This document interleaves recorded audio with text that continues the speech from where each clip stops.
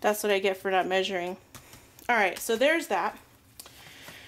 Now, and it's okay, if you're okay with some of those little things, you could always put a little sticker over that if it bothers you, or a border sticker or something like that. So again, I'm punching my pages and threading them onto the wires. Again, start on C, push the page over, make sure the left edge is flush with the edge of the machine, put the peg in the hole and punch again. So again, just threading my pages, working in my tags and my fun different size items. And again, you want to vary how they are throughout the book. Oh, here, I got another little mark. Now, what can happen sometimes is if you get these little bite marks and you don't like them, take your paper trimmer. So here I just have a Fiskars trimmer. Put your tag in there, cut that end off, and now you have a new part to cut on again. So you could do that if you want to. Just gonna cut it a little bit straighter. Alright. And that's a way to make some smaller tags too. Alright, so I'll put my little tag in there, punch again. And there's that. One more acrylic page. Things are falling on my desk because I just redecorated my room, so I put all these cute little things everywhere and they like to fall down. Alrighty. So there's the acrylic page. Here's my last chipboard page.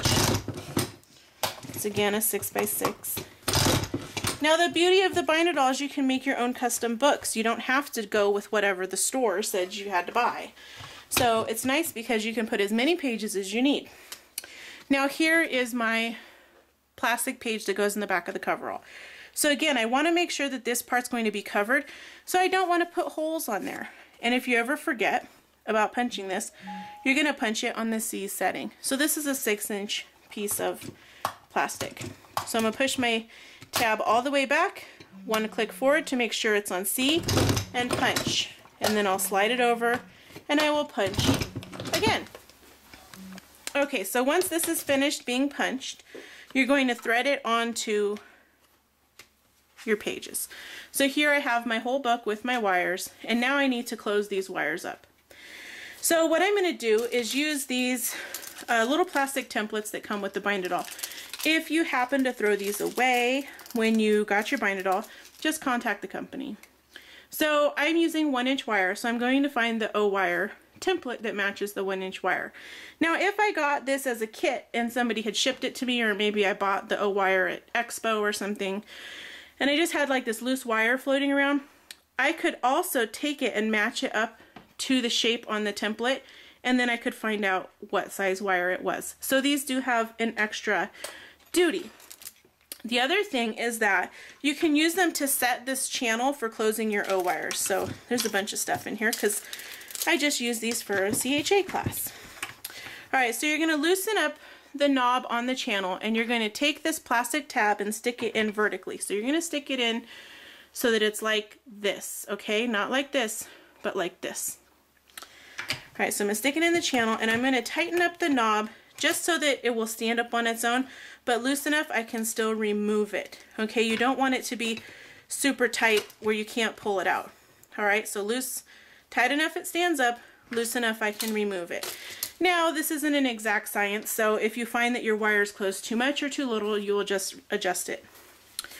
You always want the small side of the O-wires, this little side, to be facing the word Zutter. So I like to think little has 2 T's and Zutter has 2 T's. Another thing is you always want this little back cover should always be facing the handle. So that's another way to try to remember it. So I'm going to put my O-wires into the channel, and I want to make sure that I'm holding everything vertically in the channel. I don't want to be tilting one way or the other because then I'll get kinks in my wire.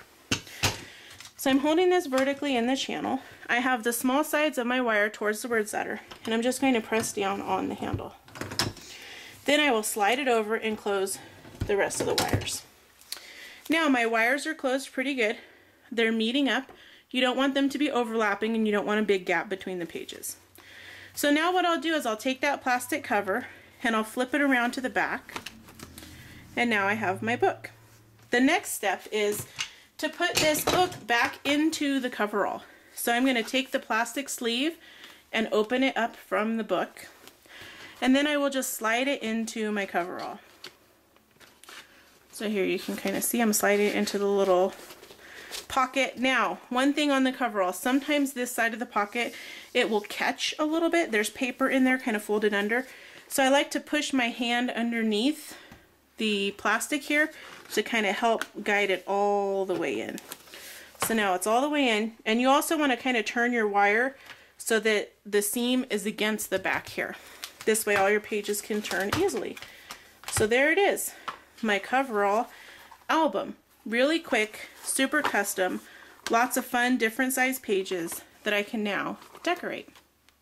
I hope you enjoyed this Bind It All tutorial, and in my next video, which I'll be putting on my website, I will show you how to decorate this book.